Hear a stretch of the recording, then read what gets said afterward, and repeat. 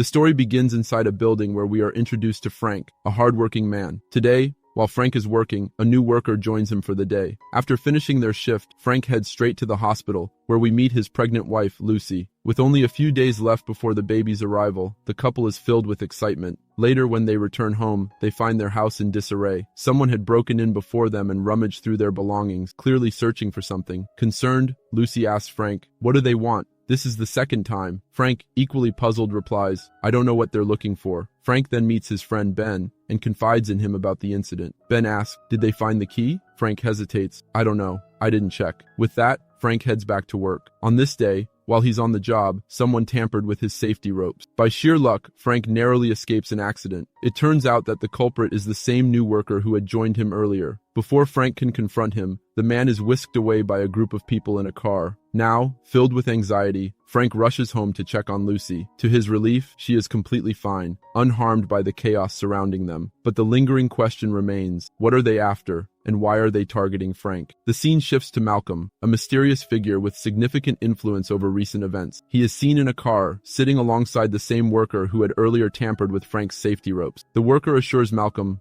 "I left no evidence." Despite this, Malcolm dismisses him coldly and arranges for his removal, demonstrating his determination to eliminate any potential loose ends. Meanwhile, Frank is at home, visibly troubled. Late at night, unable to sleep, he checks on a key he had hidden in the attic. The key remains safe. Early the next morning, Frank decides to relocate the key and hides it inside a water pipe outside the house. Lucy, his wife, notices him and questions his actions. "What's happening with you?" she asks. "You've been distant lately, barely talking to me, and you're avoiding me even at night." As they talk, their home is suddenly invaded by a group of men. Frank realizes they are after him. He tries to protect Lucy and himself, and even Lucy, despite being pregnant, stands strong and defends herself. However, the intruders eventually overpower the couple. Their leader steps forward. It's Malcolm. He addresses Frank directly. "Hand over the key, and I'll ensure your family remains safe. Why risk everything for this one thing?" Even under pressure, Frank refuses. Malcolm's men disable Frank's phone to prevent any tracking and attempt to implicate him by associating his fingerprints with unrelated incidents. They inject Lucy with a sedative to ensure she cannot resist, and she is taken away by the group.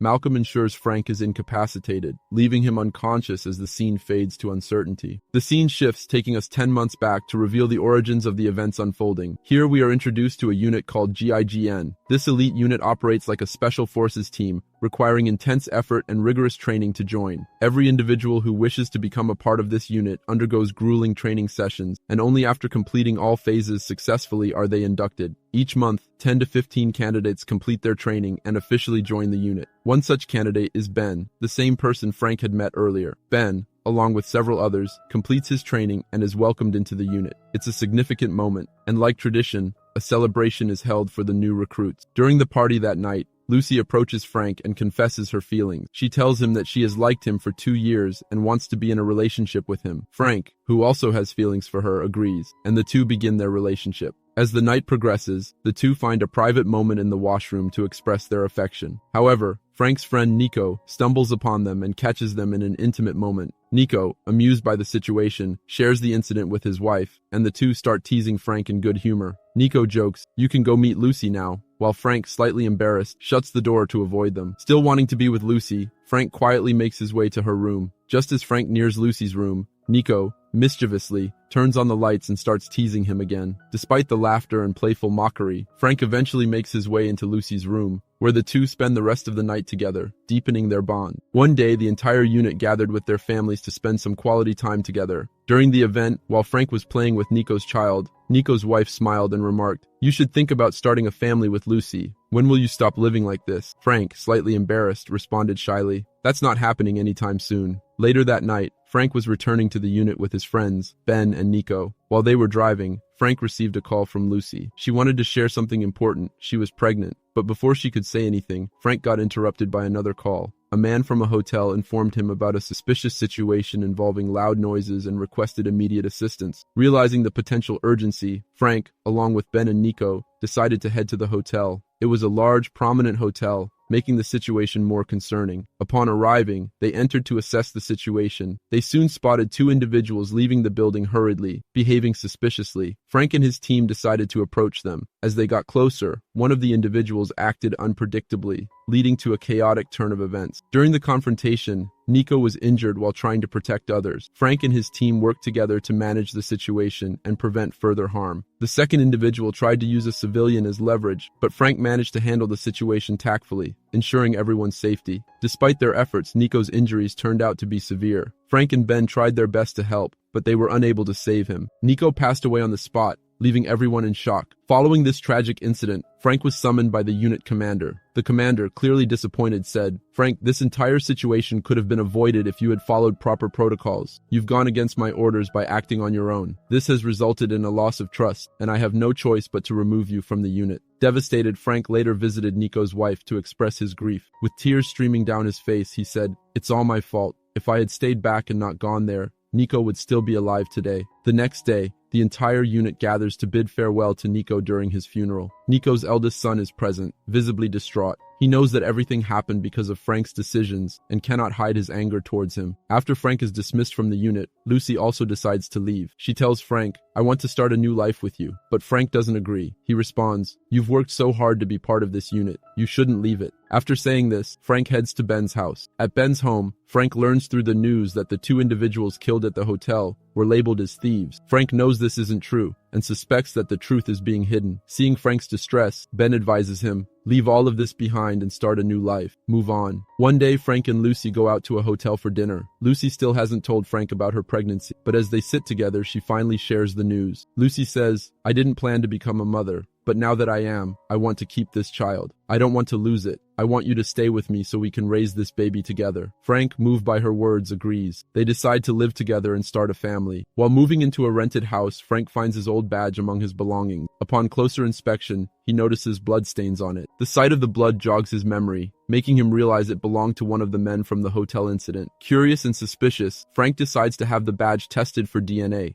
The results reveal that the two men were members of a special forces unit and were involved in illegal activities tied to a political party. Moreover, they had connections with DGSI, Directorate General for Security and Intelligence. Frank shares the findings with Ben, who warns him, "There was something much bigger going on at that hotel. You should stay out of it. You have a family now." Heeding Ben's advice, Frank locks all the evidence in a secure locker. He then takes the locker's key and hides it in a secret spot in his home. From that moment on, Frank starts a new life with Lucy in their modest home. They focus on their family, ready to leave the past behind and embrace the future together. One day, Frank was hosting a birthday party at his home for Nico's younger child. Nico's elder son, Alex, was also present, but he didn't join the celebration. He was still upset with Frank and chose to sit quietly in a room by himself. When Nico's wife told Frank about Alex's lingering anger, Frank decided to talk to him. Frank entered Alex's room and said, "I want to apologize for everything that happened. I know it's my fault that your father is no longer with us." Alex, clearly emotional, replied, "I know you're aware of the people responsible for my dad's death, but you're staying silent. If you want my forgiveness, bring those people to justice, speak the truth, and make them pay for what they did." Moved by Alex's words, Frank resolved to take action. He met with a trusted reporter and revealed everything. "I was there that day at the hotel. I know the people responsible for what happened, and I have the evidence to prove it," Frank confessed. The incident from the hotel, which had remained buried for almost 10 months, suddenly became the center of attention. The scene shifts to a minister's office, where a DGSI operative briefs the minister on what had actually occurred at the hotel. The operative explains, CIA member John was visiting France with his bodyguard to negotiate a weapons deal with Australia. During their stay, 2 of our agents entered his room to steal important documents. However, John had left his phone in the room and returned with his bodyguard to retrieve it.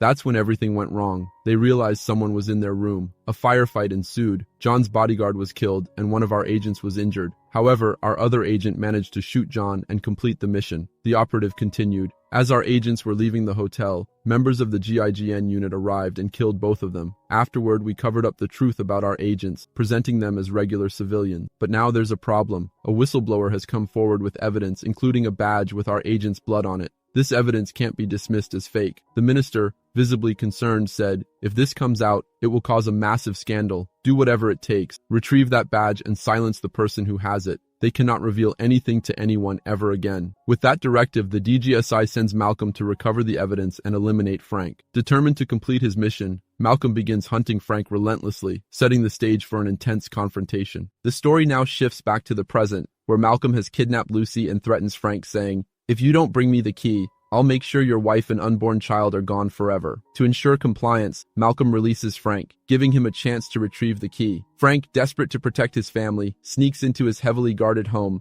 as the police are searching for him. Despite his efforts, Frank cannot find the key. Worse, the police spot him, forcing him to flee immediately. Frank escapes and goes straight to Ben for help. After Frank explains everything, Ben agrees to assist him. Ben takes Frank to his house and provides him with a similar badge. Frank smears blood on this fake badge to make it appear authentic. Armed with the badge, Frank heads to the location Malcolm had specified. Upon arrival, Malcolm's men capture Frank and take him to their leader. Malcolm demands the badge, but Frank insists, "I need to see my wife first." They lead Frank to Lucy, and once he is sure that she is safe, he hands over the fake badge. Malcolm inspects the badge and is convinced it's the real one. Satisfied, Malcolm gives Frank's phone to one of his men, who restores its network. This was a trap to ensure Frank's location would be revealed to the police. Just as Malcolm orders his men to execute Frank and Lucy, they hear a noise in the bushes. When one of Malcolm's men goes to investigate, Ben ambushes him, eliminating the threat. Ben then takes out the remaining guards, rescuing Frank and Lucy. However, the gunfire alerts Malcolm, who realizes something is wrong. Lucy's condition worsens as her labor begins, and the group urgently needs a vehicle to get her to the hospital. Frank and Ben,